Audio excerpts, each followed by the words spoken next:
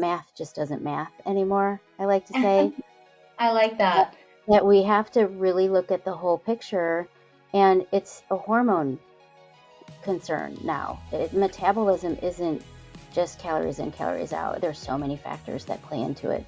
So I love that being in this type of practice that we get to address that a little bit more in depth and look at the whole picture. Um, so that then.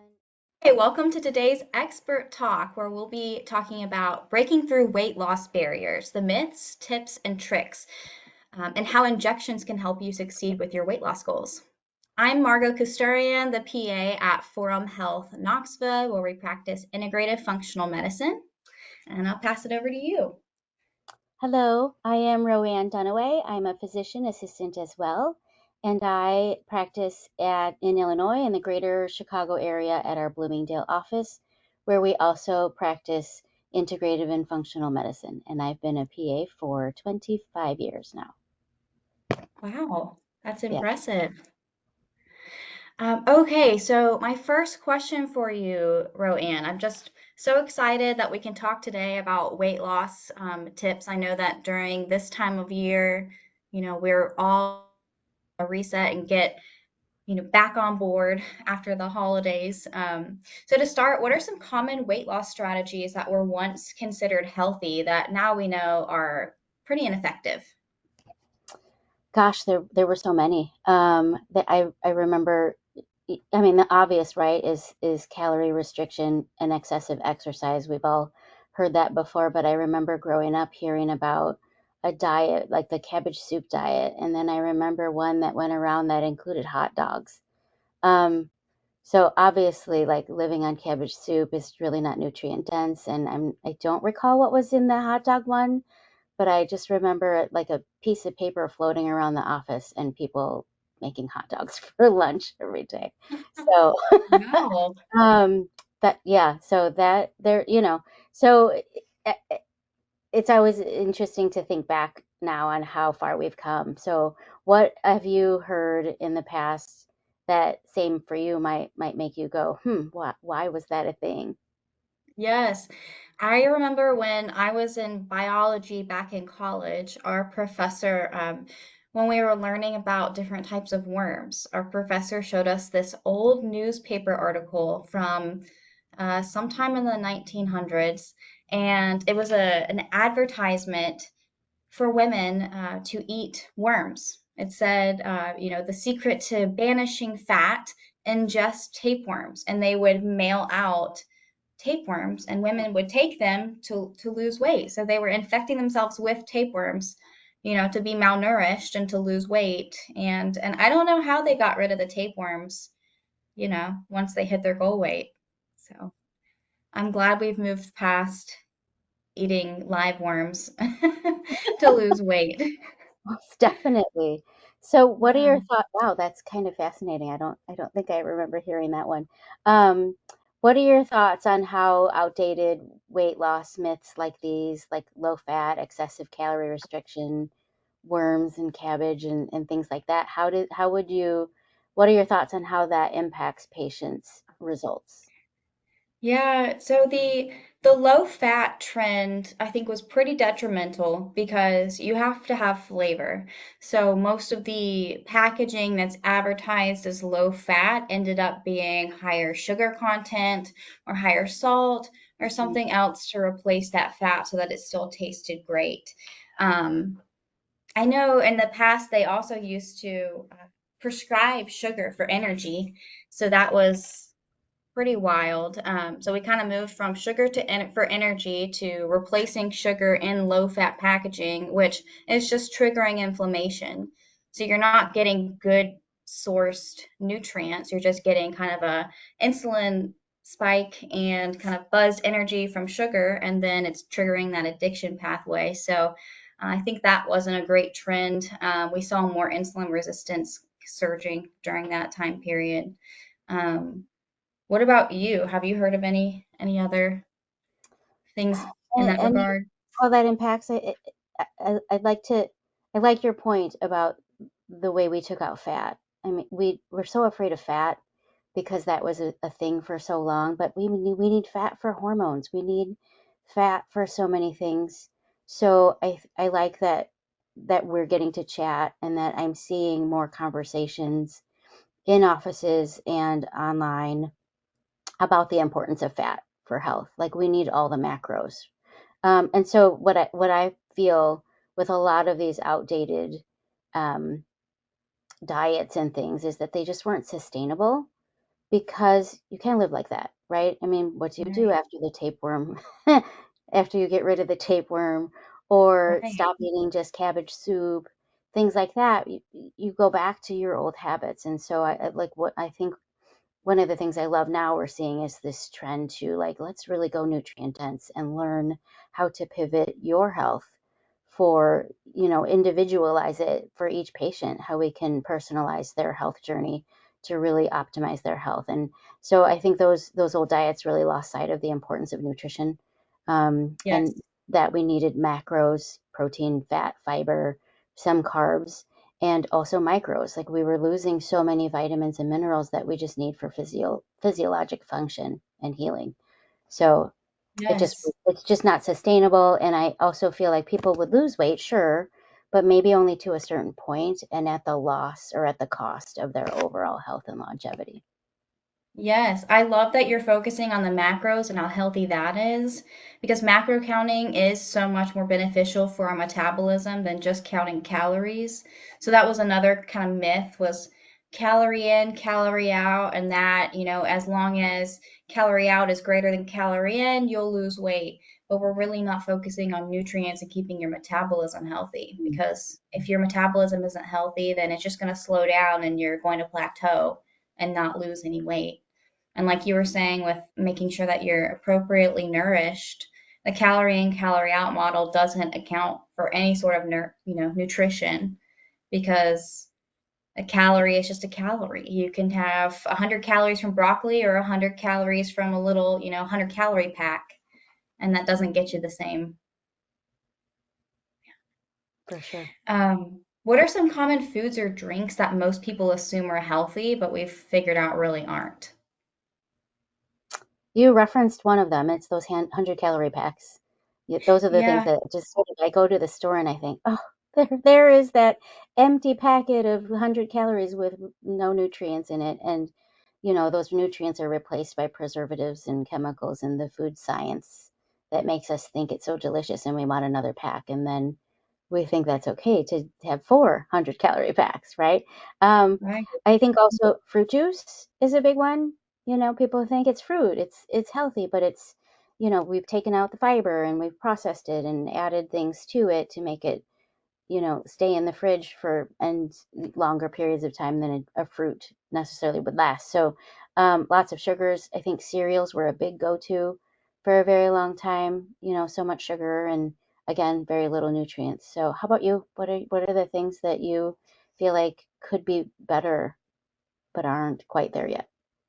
Um, I think a lot of people reach for yogurt as a healthy snack, Hmm. and there are certain types of healthy yogurt, but it's not naturally sweet. And so, they're eating yogurt, and if you flip it over, it really has the same sugar content as a soda. So that's really not a healthy snack. Um, and you're right, the food science is making even smaller portion sizes more addicting and more difficult to put down. Have you read the book The Dorito Effect? Oh my gosh, no.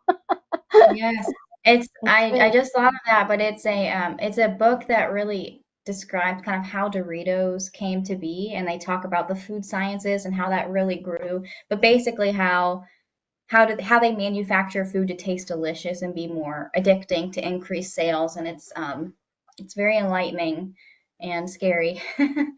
At the But same, sure, sure. yeah, but that kind of keeping that drive and those addictive types of foods really do hinder weight loss, even in moderation, because it's really difficult to eat some of those foods in moderation. Or, certain chips you think maybe aren't that bad, but they have a lot of inflammatory oils in them. And if we're inflamed, it's going to be more difficult to lose weight. Very good point. Something that comes up often is the labeling. like you just said, if you flip it around the back, but the front is always so deceiving. So, you know, is there anything else you would share, or if someone needed a takeaway of what to look for in a food when it says low fat, sugar free, or whatever, like what does that mean for their health goals if they don't necessarily look at the back of the label? So, in just a general guideline, if you look on the back and there are a lot of ingredients that you can't pronounce, I would probably just put it down Mm. and find something else that's more natural.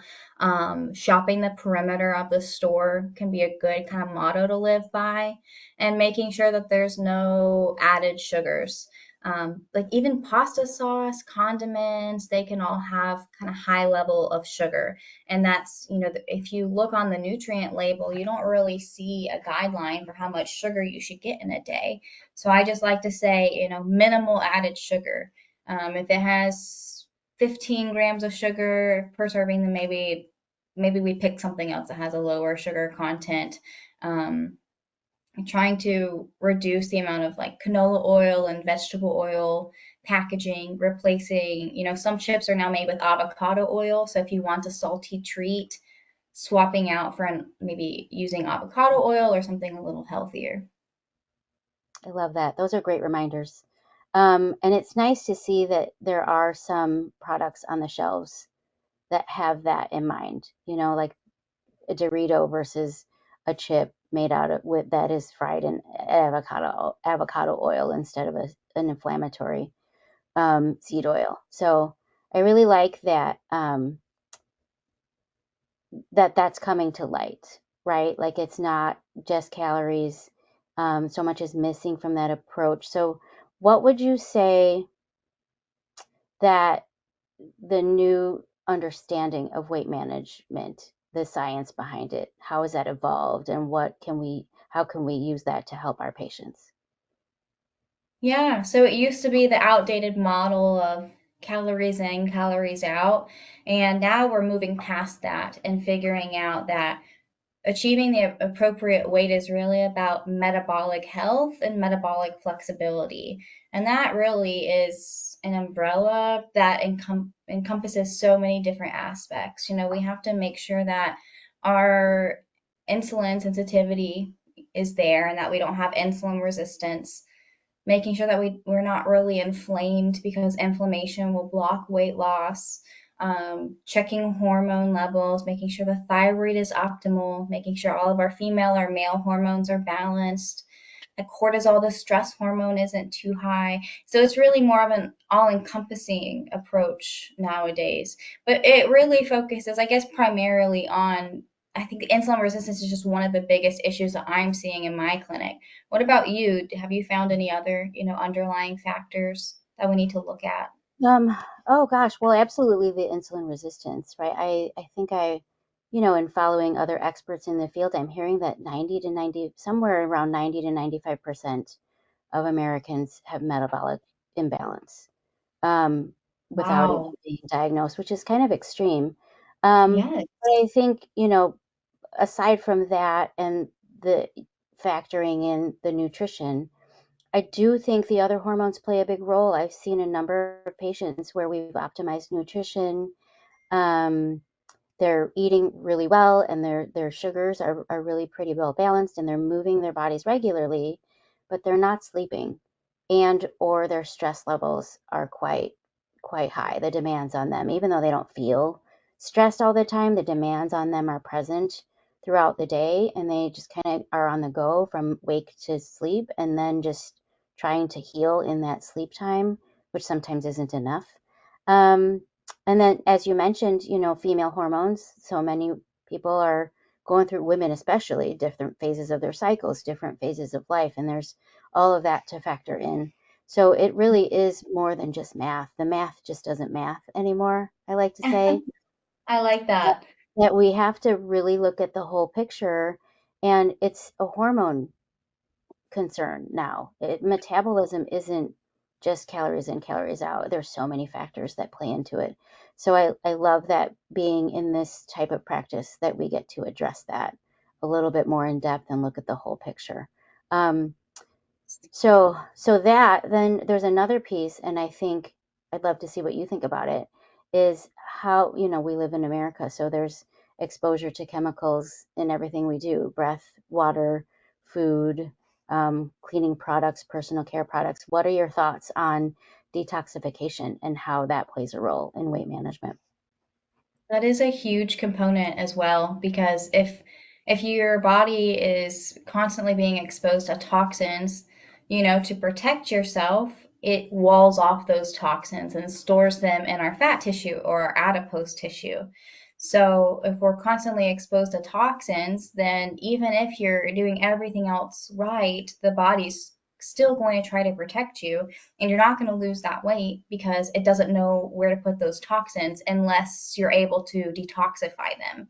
So really focusing on detox is a big factor that I found, because we do live in a toxic world.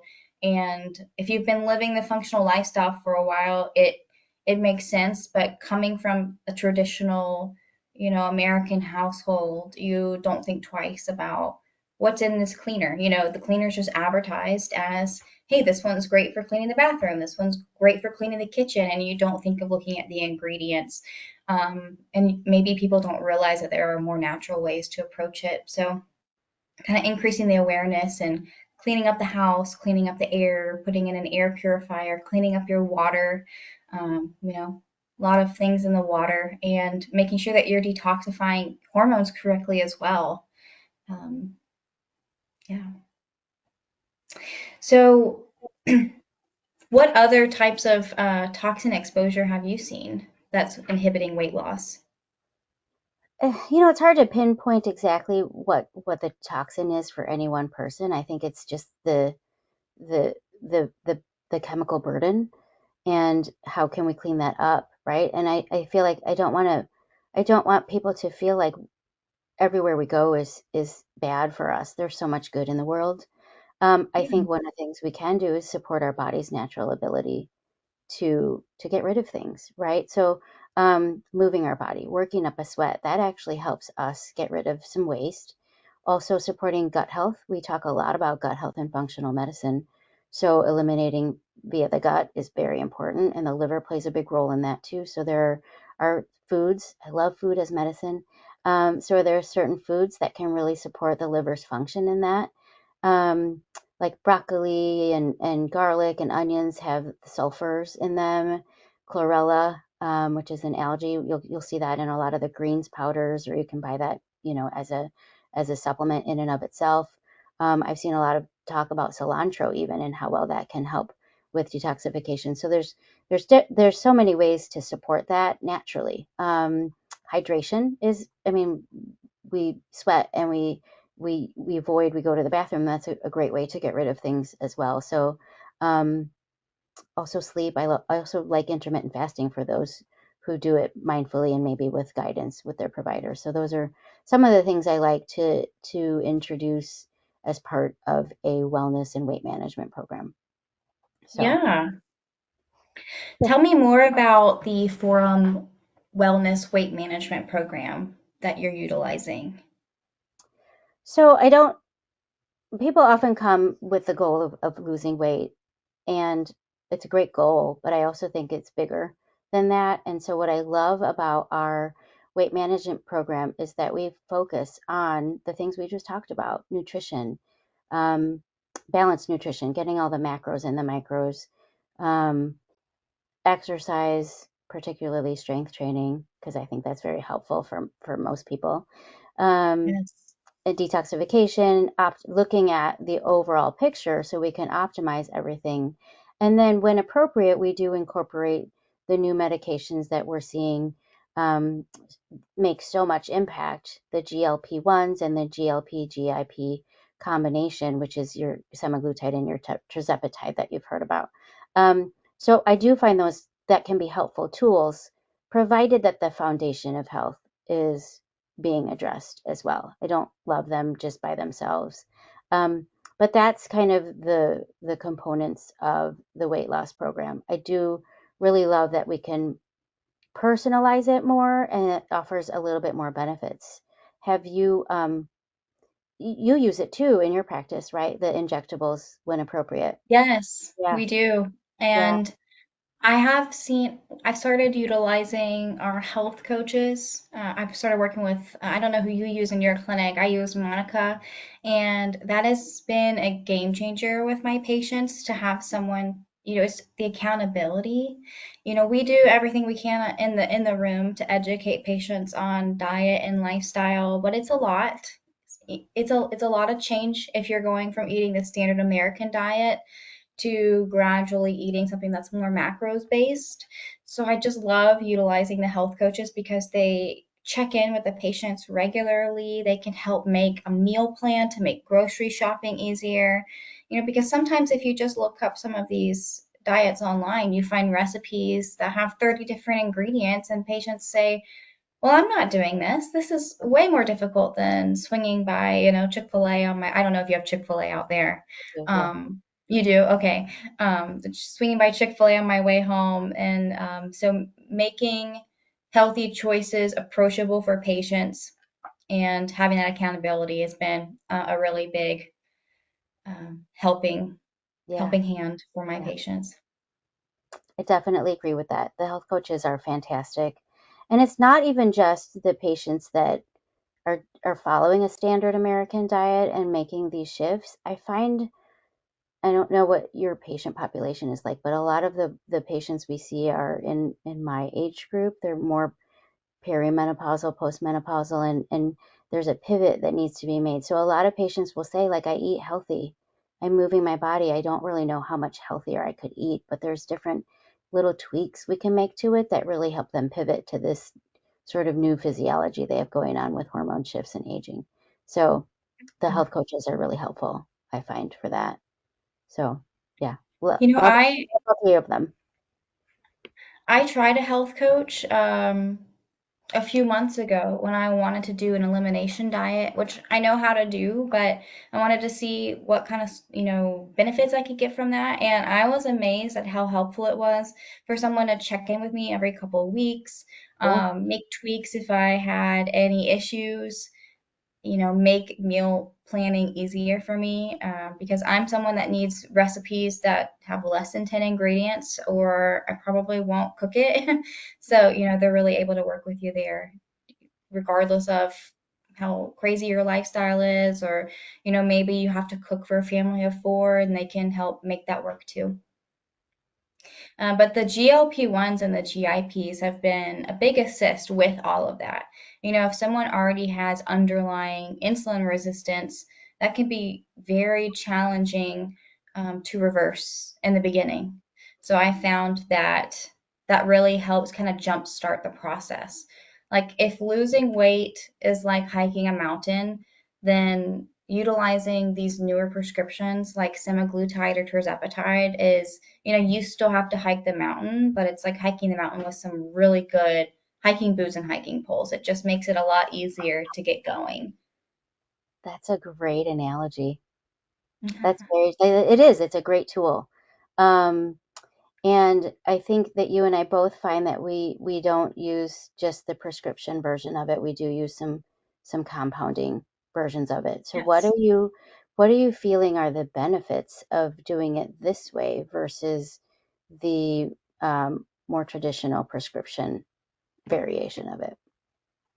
So with almost every medication I prescribe, but especially semaglutide and tirzepatide, I like to start low and go slow. Um, So, that really helps minimize any potential side effects. So these medications are so great because they work in a variety of ways. GLP-1 agonists, for those of you who don't know, can help regulate your hunger hormones. So you feel more satisfied, satiated, less cravings. So it decreases those carb and sugar cravings. It delays gastric emptying, so you feel full longer and have less snacking. It reverses that insulin resistance. So that's really giving you back that metabolic flexibility, making your metabolism healthy again, and it has a couple other mechanisms. But, for those reasons, it's so great. But it does have side effects, like any medication could have side effects. So by using compounded, you're able to really adjust the dose for what works for the patient. sometimes we need to start at a lower dose than what the brand names would start at. And I definitely like to titrate up slower than what the brand names would have big jumps in doses. And that helps minimize those side effects like nausea, GI changes, like constipation, and things like that. I love Um, that. Totally agree with all of that. I yeah, think do it you have anything to add? I do, I really like, I mean, I have some patients where I've done the prescription version of it, and I feel like it's a little, having the ability to use a compounded version really allows for more precision dosing. Because with so many things in health and wellness, I really find that this is not a one size fits all.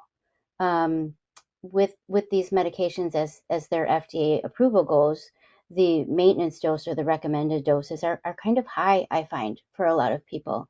So, like you said, we start low and we go slow. And I do find a lot of people see results at even the lower doses. Not everyone needs to titrate up, and I do see a lot of providers that utilize a microdose version, and they keep patients at the lower dosing. But there are some people that need patients that need higher doses as well. So allowing the more precision, personalized dosing really just allows that a patient to find the sweet spot, I like to call it, where they're seeing those benefits, where the appetite and cravings are curbed. Maybe they're having less food noise. They're feeling satiated a little bit more easily as they eat and in between meals until the next one.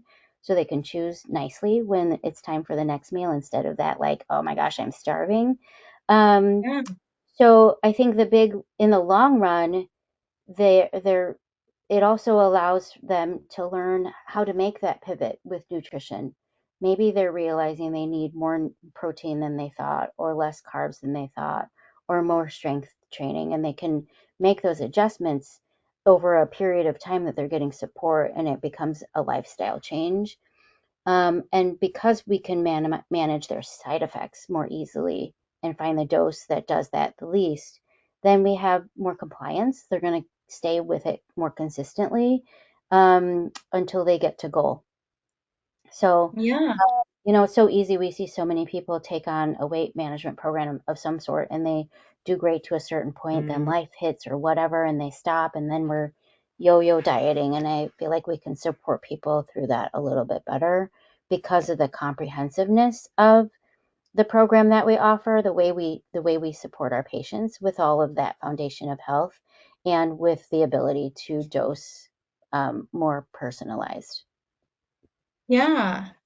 I really like that. And I would say that with our program, with other weight loss modalities, you may see rebound weight gain, but with our program, I haven't had many patients with rebound weight gain. Now, they may come off of the semaglutide and, maybe gain a couple pounds here and there, but they have that foundation. And I found that patients know how to lose that weight again without needing the semaglutide restart.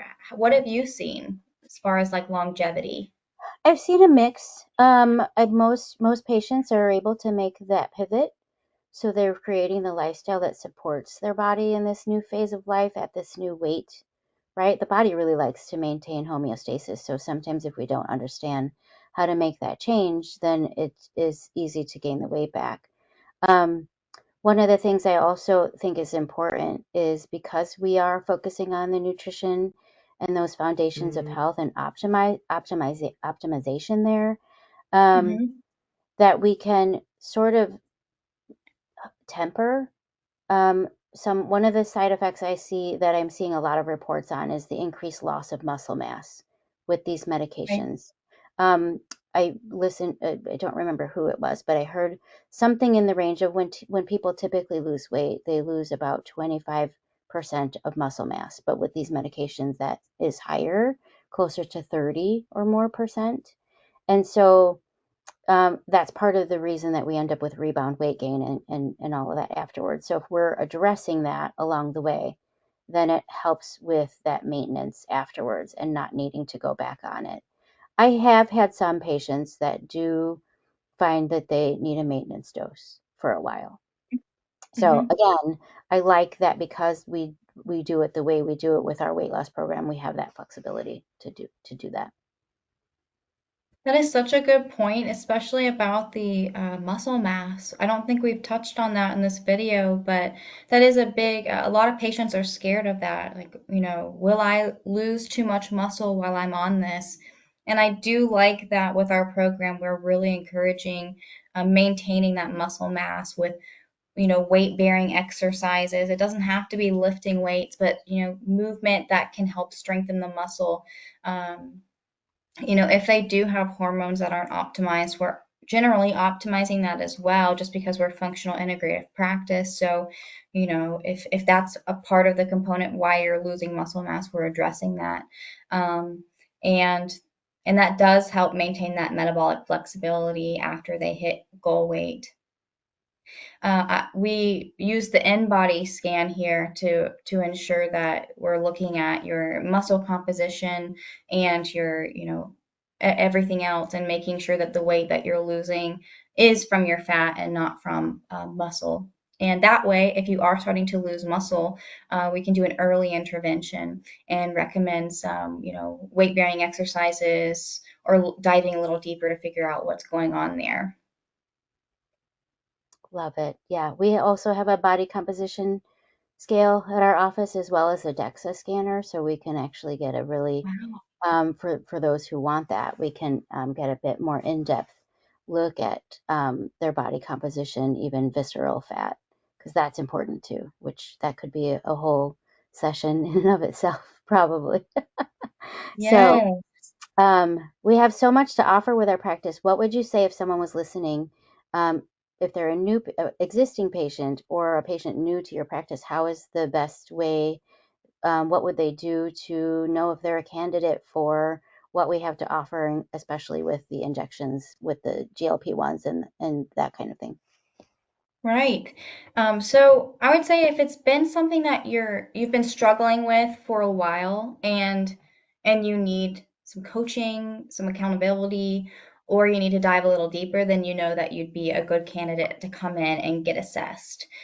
Because if you're doing everything at home and you're not seeing the progress, then I would say it's time to have some assistance. That's what we're here for. We're here to help you.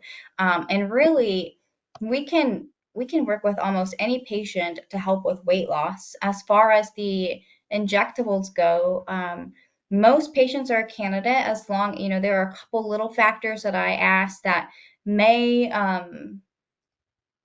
may lead me to prescribe something else instead, such as, have you been hospitalized for pancreatitis in the past? Have you ever had a disease called MEN2, or have you had a medullary C tumor? But again, that's very rare. So those are really the only big things where I've ever turned away from prescribing GLP-1 or GIP. Do you have anything to add? Uh, no, I think you hit the nail on the head. I think it's if they're existing patients, we've already done some of that work, and it's kind of really easy to make that recommendation. But if they're new to functional medicine or new to Forum Health, then they would might want to schedule an appointment just to have that conversation, or call our main office number, because or our main phone line, because I believe that we have people to help them sort of, they can ask some questions and things like that. We also have uh, a great series of blogs and webinars. There's a couple on the weight loss program, so there's more detail if someone wants to do some due diligence, and learn whether or not they end up coming with our practice, one of our practices, or going elsewhere. At least we're here to empower and educate so patients can really advocate for themselves well. Yes. And I also want to add that we want to meet patients where they're at. You don't have to, I think some patients or potential patients are afraid, like, okay, well, I can't be perfect, so maybe I'm not a candidate. And you don't have to be 100% perfect. That's why we have health coaches to walk you through. And if fall off the wagon, so to speak, then we can maybe make some alternative suggestions, like, well, what if we replace this food group with this food group? And we're really just here to help, um, make your lifestyle a little healthier, a little easier, but it shouldn't be too difficult to keep going. We really want to make it seem approachable. It's not too restrictive. You know, in the past, a lot of these diet programs, you had to maintain 500-calorie diets and you couldn't stray. Well, that's not what these weight loss programs are about. You will feel full and satisfied with nutrient dense meals. You don't have to worry about starvation or anything, you know, too wild. Hmm. I love Um, that. I love that you said we're here to meet people where they're at. That's important, right? Because yeah, we're all humans. We're just here to help. We're wanting to feel better, and if we can help someone make a shift, maybe it's not 10,000 steps a day. Maybe it's 1,000 more than they used to. Maybe it's not. yeah. We're seeing so much about getting your weight in grams of protein. Maybe you don't get to that, but you're getting more than you did before. It's progress, not perfection. I like that. Yes, progress, not perfection. That's really what we're striving for here. So, if you had to pick one thing you'd like the audience to take away from today, what would that be? I think I would take away, this is not one plan for every person. Each of you is different, and we're here to partner with you to help figure out where the gaps are, how we can optimize, and how we can support you in reaching your goals. How about you? Yes, I love that. Well, I think that you said it perfectly. If I had to add anything, I really want people to know that it's not about calories in, calories out. You know, some people are still over there counting calories. Let's just focus on nutrients and making sure that that you're feeding your body what it needs for appropriate cellular function that feels good and that you don't have to be perfect. Wonderful. Well, Wonderful. Well, this was so fun. Thank you, Roanne, for joining me today. Oh, thank you. Thank you. It was a pleasure to be here, and it was a pleasure to get to talk with you a little bit more about weight, which is such an important thing. So, thanks again.